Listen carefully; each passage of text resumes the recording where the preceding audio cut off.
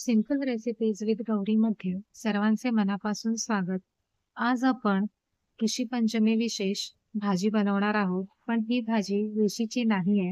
ऋषीच्या भाजीमध्ये सर्व हिरव्या भाज्या, पालेभाज्या मिक्स करून ती भाजी बनवली जाते. पण प्रत्येकालाच त्या मिक्स भाज्या आवडत नाही. म्हणून मी इथे एक पालेभाजी घेऊन ही भाजी आज बनवलेली आहे. तर इथे मी माठाची ही जुडी घेतलेली आहे. तुम्ही तुमच्या आवडीची कुठलीही भाजी घेऊ शकता. कोणतीही भाजी निवडताना त्याची पानं काढून घेतलीत, की जी जाड देठं राहतात ना पालेभाजीची, ती फेकून न देता बाजूला ठेवून द्यायची आहेत. आणि जेव्हा आपण वरण शिजवतो कुकरमध्ये, तेव्हा ही देठं त्यामध्ये घालायची आहेत आणि शिजवल्यानंतर ती देठं काढून टाकायची आहेत. म्हणजे त्याचे सगळे सत्व हे डाळीमध्ये उतरले जाते. आता ही भाजी मी छान निवडून 4 ते 5 वेळा स्वच्छ पाण्याने धुवून घेतलेली आहे. हिला आता बारीक चिरून घेणार आहे. तर आपण सुरुवात करूया भाजी बनवायला. लोखंडाची कढई मी घेतली आहे. शक्यतोवर पालेभाजी ही लोखंडाच्या कढईमध्ये बनवायची आहे. म्हणजे लोखंडाचे लोह या भाजीमध्ये उतरले जाते. 3 चमचे तेल घेतले आहे आणि हिरवी मिरची घेऊन त्याची फोडणी केली आहे. 2 मीडियम साईजचे कांदे बारीक चिरून घेतले आहेत. ते यामध्ये घातले आहे.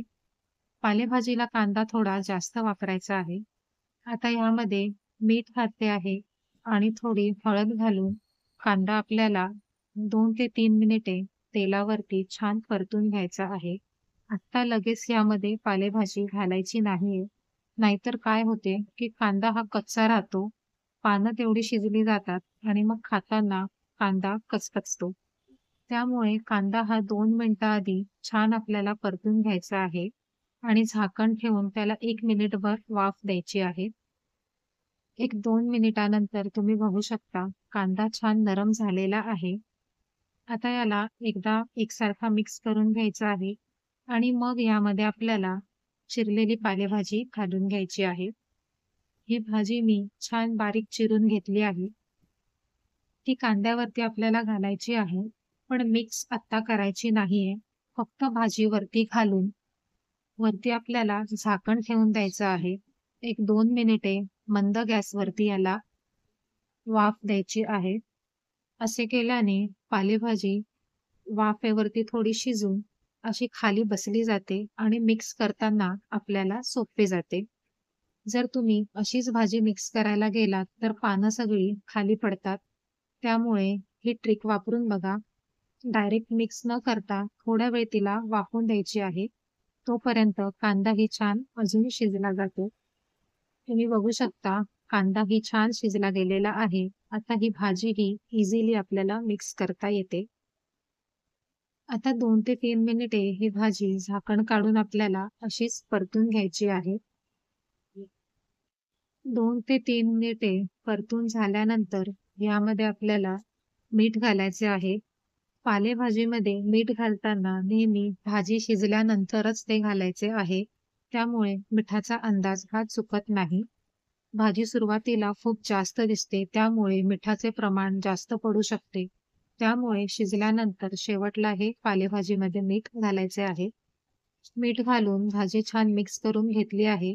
आता यामध्ये मी मके हे आधीच उकडून घेतले होते. उकडताना यामध्ये थोडेसे मीठ घातले होते आणि 4 शिट्ट्या घेऊन कुकरमध्ये हे उकडून घेतले आहेत. हे मके असे छान यामध्ये पातळ तुकडे करून घालायचे आहेत. सगळ्यांनाच पालेभाजी, ऋषीची भाजी बऱ्याच भाज्या असल्यामुळे त्यामध्ये आवडत नाही. त्यामुळे तुम्हाला जी पालेभाजी आवडत असेल, ती भाजी तुम्ही मके टाकून छान बनवू शकता. ट्रेडिशनली ऋषीची भाजी ही छान लोण्यामध्ये बनवली जाते. तुम्ही 1-2 चमचे लोणीसुद्धा यामध्ये ॲड करू शकता. त्यानी चवही खूप छान लागते. आता 1-2 मिनिटे ही भाजी अशीच छान परतून घ्यायची आहे. मका आणि पालेभाजी छान आपल्याला ही एकजीव करून घ्यायची आहे. 1-2 मिनिटं सतत मी ही भाजी छान अशी परतून घेतली आहे आणि आपली ही भाजी तयार झालेली आहे.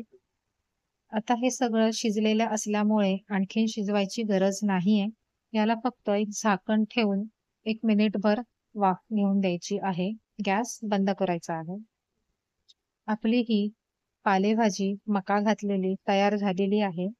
आजची रेसिपी कशी वाटली हे कमेंट करून नक्की कळवा.